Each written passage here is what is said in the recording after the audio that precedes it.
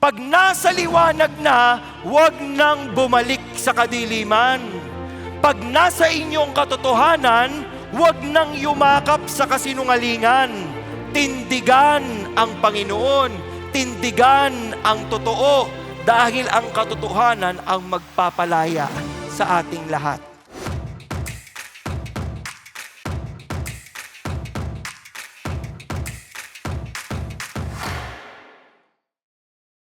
Ang title po ng mensahe natin ngayon ay Be Truthful, Worship the God of Truth. Pakisabi po sa katabi, be truthful. Okay. Yung iba parang magkaaway na. Kung nagsinungaling po yung katabi nyo sa inyo dati, sinabi niya single siya, yung pala double, hindi, joke lang. Oo, mamaya, titingnan po natin paano natin malulusutan yan. Can we still be truthful in a world of lies? Di ba? World of lies. Bakit? Usong-uso po sa mundo ngayon yung pagsisinungaling, yung paggawa ng fake news. Kaya pa ba nating tumindig sa katotohanan? Kasi sabi po ni Ebe Dancel, katotohanan magpapalaya sa bayan. Katotohanan daw. Ang hirap maghanap ng katotohanan ngayon sa bayan. Di ba? So anong gagawin natin? Be truthful, worship the God of truth. Tandaan ang 3 bagay tungkol sa katotohanan. Truth sets us free. Truth strengthens relationships. And truth saves. So iisa-isahin po natin yan ngayong hapong ito. Truth sets us free. Bakit makakapagpalaya po ang katotohanan? Sino na dito ang nakagawa ng maraming kasinungalingan sa buhay? Tingnan ko lang kung may makaka-relate. Okay. Sa mga marami na pong nagawang kasinungalingan, masaya po ba yung buhay ninyo? Ano? Yes ba ang sagot nila? Hindi daw. Hindi masaya. Bakit? Kasi po kapag marami kayong kasinungalingan, parang lumiliit yung mundo ninyo. Nakukuha po niya yung ibig ko sabihin? Bakit truth sets us free? Tingnan po natin. Si Jesus po, according to John chapter 8, 31 to 33, kausap po niya yung mga Hudyo na naniwala na sa Kanya. Believers. Ano ang sabi niya? If you continue in my word, then you are truly disciples of mine. You will know the truth, and the truth will make you free. Papalayain kayo ng katotohanan. Yun po ang sinasabi ni Jesus. Kapag sumunod kayo sa akin, if you continue in my word, you will know the truth. Malalaman yung katotohanan at papalayain kayo nito. Ang sagot nila, bakit kami papalayain? We are Abraham's descendants. We've never been enslaved to anyone. How is it that you say you will become free? Hindi nila naiintindihan. Bakit? So ipinaliwanag ulit ni Kristo. Truly, truly, I say to you, everyone who commits sin is the slave of sin. Kapag tayo ay natetempt na magsinungaling, tayo po ay alipin nung temptation o kasalanan na yon. Kaya hindi tayo makalusot-lusot ever. Kahit po ayaw nating magsinungaling, napapasinungaling tayo. Bakit? Because we are slaves to that sin. Sabi po sa verse 35, the slave does not remain in the house forever, but the son does remain forever. So, if the son makes you free, kung pinalaya kayo ng anak, you will be free indeed. Nandun po ang kalayaan natin. Pag pinalaya tayo ni Kristo, hindi na natin kailangang mag-yes to sin, mag-yes to lying, mag-yes to being enslaved again and again and again. Ano ba tong lie na to? Unang-una po, sa creation ng Panginoon, ganito po ang nangyari. Kung throwback tayo sa Genesis chapter 3, the serpent was more crafty. No? Siya po ay talagang strategic. Anong ginawa niya? Sabi niya sa woman, ang tanong niya, sinabi ba talaga bawal kayong kumain sa kahit anong puno? Bawal niyong kainin ng kahit anong puno dito sa garden? Ano pong sagot ng babae? Sa lahat naman ng puno pwede. But from the fruit of the tree which is in the middle of the garden, Sabi ni Eva ito God has said, you shall not eat from it or touch it or you will die. Ngayon, nagkaroon po ng opportunity yung serpent, which is the devil, yung kalaban. Nagkaroon siya ng opportunity. Sabi niya ngayon sa babae, you surely will not die. Hindi ko alam kung paano niya sinabi, hindi ka mamamatay. Ganyan, high pitch. Di ba? Hindi mamamatay. Isang kasinungalingan yon. Kasi kapag kinain nila yung fruit of the tree of the knowledge of good and evil, yung eternal life nila, wala. Ibig sabihin, they will be entitled to die. Mamamatay talaga sila. So, he is outright lying. And then he said, God knows that in the day you eat from it, your eyes will be opened. So, inaatake pa niya ngayon yung karakter ng Diyos. Alam kasi ni Lord, kaya ayaw kayong pakainin yan. Alam kasi ni Lord pag kinain mo yan, malalaman mo lahat. Aba, masama pa ngayon si God. And then sabi dito, you will be like God. Again, it is another lie. Because we cannot be like or at the same level as God. Pero naniwala po si Eva. Anong pinapakita sa atin ito? Lies destroy lives and relationships. Sa mga anak, taas ang kamay ng mga anak. Lahat naman kayo anak, di ba? Okay. Pero yung mga anak mong medyo bata pa, okay. Nagsinungaling na ba kayo sa parents ninyo? Okay. Sa palagay nyo ba, may nasira kayo nung nagsinungaling kayo sa parents? Nasira po ninyo yung tiwala. Sinabi po ninyo, gagawa kayo ng project. Pero hindi nyo sinabi na yung project ay sa Project 2, Quezon City, magiinuman pala kayo. Diba? Sinabi po ninyo may overnight para sa thesis. Hindi nyo naman po sinabi yung overnight ninyo ay sa beach at doon kayo magtitesis. Diba? Yung mga kasinungalingan na yan, akala nyo nakalusot kayo, pero meron kayong sinisirang buhay, at meron kayong sinisirang relasyon. Ano bang nasisira? Bakit nasisira? Kasi kapag kayo ay nag-lie, ito po ang consequence. May unnecessary fear. Sa lahat ng mga nagsinungaling po dito, takot ba kayong mahuli na nagsinungaling kayo? Or excited kayo, sana malaman niya nagsinungaling ako. Di ba takot po kayo? So kapag po medyo naaamoy ang kasinungalingan ninyo, anong ginagawa ninyo? Mag-iisip kayo ng isa pang kasinungalingan. Hanggang kakapal ng kakapal yung kasinungalingan ninyo. At lalo ho kayong matatakot.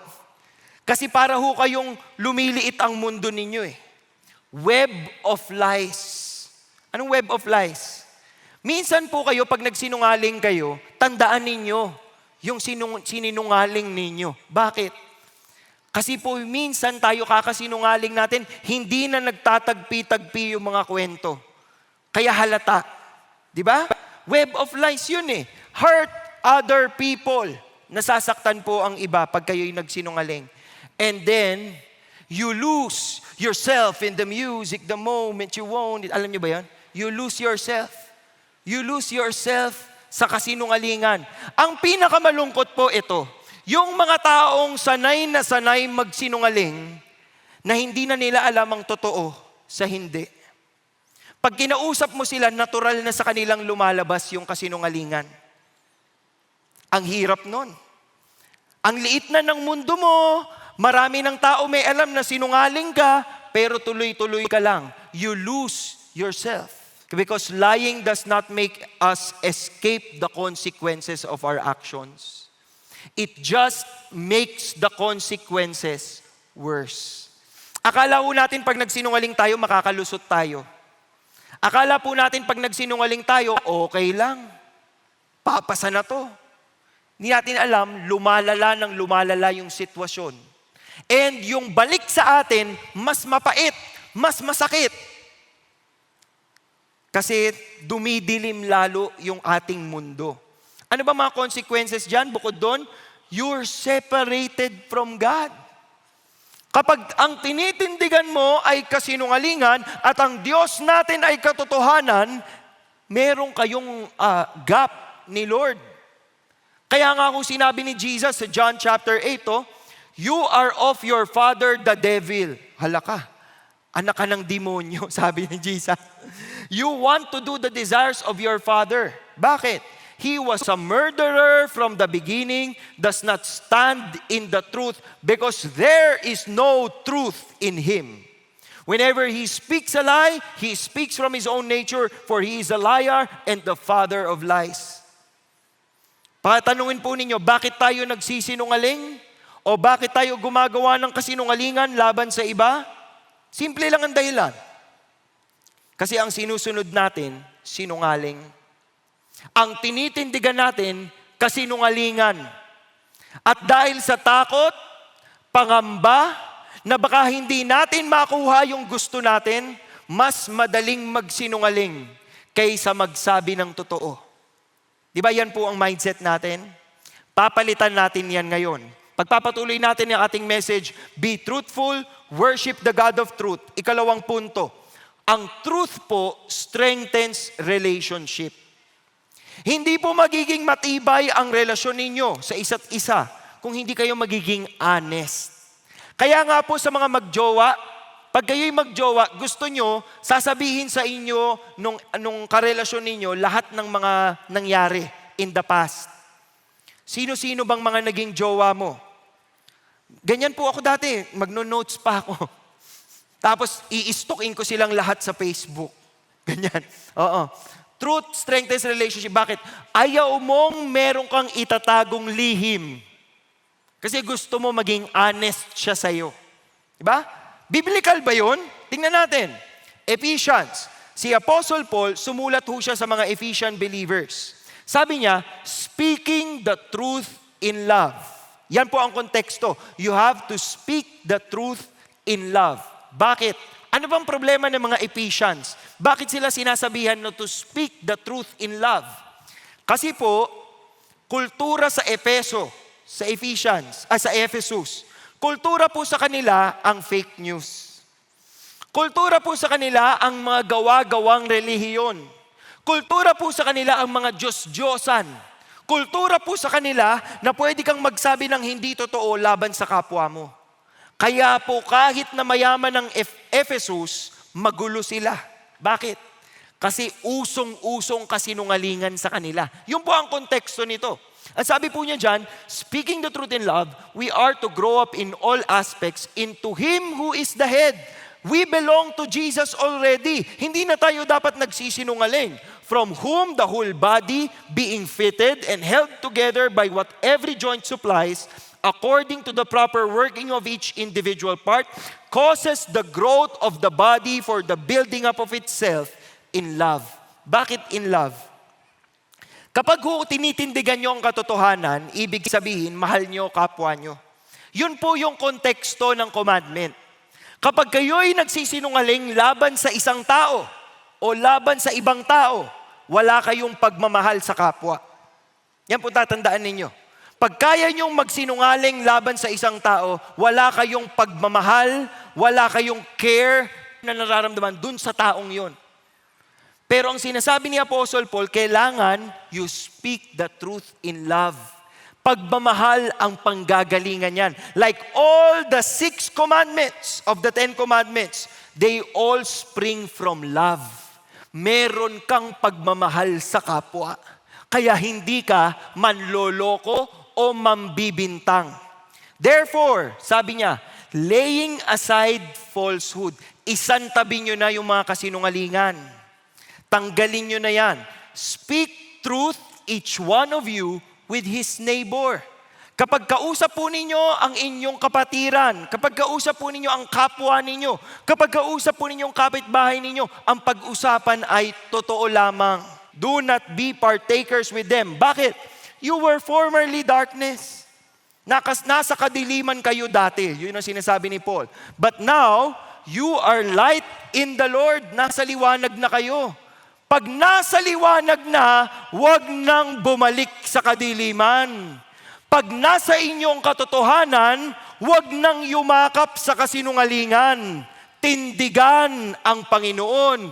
Tindigan ang totoo. dahil ang katotohanan ang magpapalaya sa ating lahat.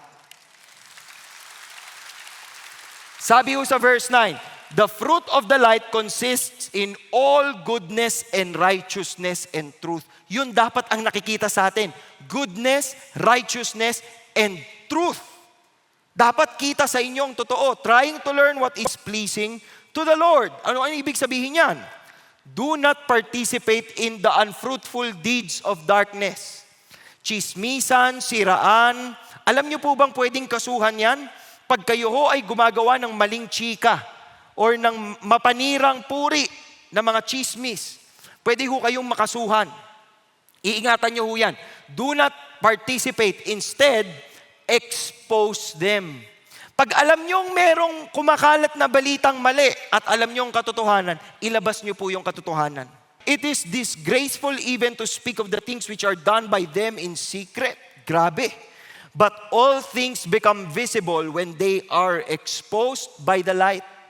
For everything that becomes visible is light. Kung meron po kayong tinatagong lihim, sikreto, meron kayong tinatagong lihim na kasalanan na ayaw po ninyong mabisto, mabunyag, ito pong tatandaan ninyo. Walang pwedeng itago dito sa mundong ito. Lalabas at lalabas yan. Lalo na kung katotohanan ng tinatago ninyo, hindi nyo mapipigilang lumabas yan. Kaya kung ako sa inyo, i-ready ninyo yung sarili ninyo. Kasi lahat ng katotohanan, lalabas at lalabas yan. At kung tinindigan mo yung kasinungalingan, ikaw ang mapapahiya. Everything that becomes visible is light. Pero anong lente po ang gagamitin natin? Ito ang tatandaan ninyo. God is truth. Jesus is truth. And we have the Spirit of truth. So ang ating pong tungkulin is to be truthful and to stand on truth. Tindigan ang katotohanan. But on more complicated things, we must consider timing and purpose. Kaya yung iba po sa inyo makikinig ng mensahe ngayon, naku, dapat pala sabihin ang katotohanan. Pag uwi po ninyo sa bahay, itong katotohanan, may 3 pa akong anak. Hindi ho yun ang objective namin. Baka ho masira po ninyo yung damdamin ng mga kapamilya nyo naman. So anong gagawin? Pagdarasal po ninyo. We have a God who weighs our motive and our intentions. I-align ang puso sa Panginoon. Panginoon, matagal ko pong itinago ito. Pero nako-convict ako dun sa mensahe. Pwede niyo po ba akong gabayan? Pwede niyo po ba akong tulungan? Hindi po ibig sabihin nito na ngayong araw na to, sa Facebook, ilabas niyo na lahat ng baho ninyo. Hindi ho yun. Pag-iisipan po ninyong mabuti. Kasi sinong maaapektuhan? Ano pong mangyayari dun sa mga tatamaan? Yun po yung ipagdarasal natin sa Panginoon at hihingi tayo ng gabay sa Kanya. Bakit? Alam natin po that restoration happens when lies are revealed and truth prevails. Ang punto ko po mga kapatid, ito. Kung gusto nyong umayos ang relasyon, darating at darating ang panahon, kailangan nyo pong magsabi ng totoo.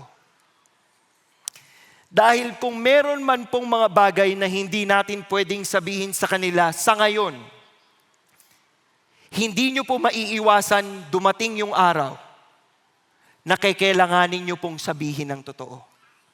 So yun ang pagdarasal ninyo. Panginoon, ihanda mo ang puso ko. Ihanda mo ang puso niya. Ihanda nyo po ang pamilya namin. Because one day, truth will be revealed. At ang susi dito, Panginoon, ay ikaw. Dahil kung wala ka, lulubog kaming lahat. So kailangan pagtiwalaan natin ng Panginoon. Anong title ng message natin? 1, 2, 3, go! Be truthful. Worship the God of truth. Pangatatlo at pinakahuling punto, truth saves. Ito po siguro ang pinakamagandang punto.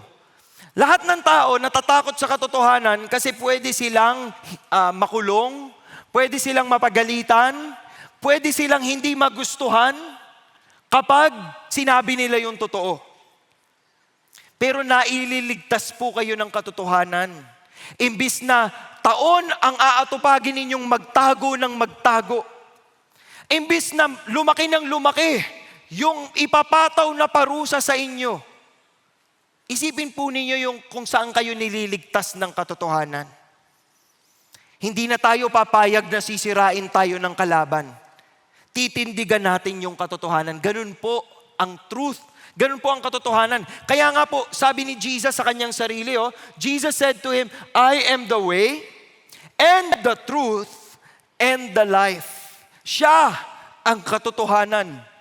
No one comes to the Father but through me. Kaya the only way to stay truthful, the only way to be honest, the only way to be truthful is to stick with Jesus because He is the truth. Siya ang katotohanan. Puntahan po natin itong sinabi ni Jesus na ito. Sa John 10:7-9. Sabi ho niya, again, truly, truly I say to you, I am the door of the sheep. All who came before me are thieves and robbers, but the sheep did not hear them. Ano ba yung mga thieves and robbers na yon? Ito po yung mga sinungaling nung unang panahon na nagtuturo ng mga baluktot na katuruan, na nagpapakita ng iba't ibang mga Diyos at Diyos-Diyosan sa kanila. Tinitempt sila na mag-worship kayo dito sa estatwang ito, dito sa rebultong ito, etc., etc. At maging dun sa mga religious persons during their time, na ang kanilang pakiwari kapag sumunod ka sa batas ay okay ka. Pero yung kanilang puso ay baluktot. Ang sinasabi ni Jesus, they are thieves and robbers. Mga kasinungalingan yung mga sinasabi nila. The sheep did not hear them. I am the door. If anyone enters through me, sa pamamagitan ko sila ipapasok, he will be saved and will go in and out and find pasture. Bakit ganun ang pangako niya? Sinundan ito ng napakagandang timing na timing dahil nag-True Life Retreat tayo nung Friday tsaka nung Saturday. The thief comes only to steal, kill, and destroy. Yan ang gusto ng kalaban. Ang gusto ng kalaban, to steal, kill, and destroy. Malamang po sa isip ninyo, magsisinungaling muna ako para maligtas o hindi. Nahuhulog ka sa patibong ng kalaban. Kasi mas nasisira kayo kapag pinakapitan mo yung kasinungalingan. The enemy steals your joy. The enemy kills your peace. The enemy destroys your joy. But Jesus came that they may have life and have it abundantly. Sa Panginoon, payapa ang buhay. Sa Panginoon, kumpleto ang buhay. Sa Panginoon, matibay ang katotohanan at pwede nating tindigan at sandalan dahil siya ang Diyos. Mapagkakatiwalaan. He said, I am the good shepherd. The good shepherd lays down his life for the sheep. Gusto kong malaman ninyong lahat na ang kasinungalingan po ay pwedeng sumira ng buhay ng ibang tao. Ang mga salita natin ay makakasira. Ang mga sinasabi natin ay pwedeng makasira sa future ng isang tao. Alam niyo ba kung sinong pinakabiktima ng fake news at ng mga false witnesses na yan? Ang ating Panginoon. Sa Mark 14, the chief priests and the whole council kept trying to obtain testimony against Jesus to put him to death.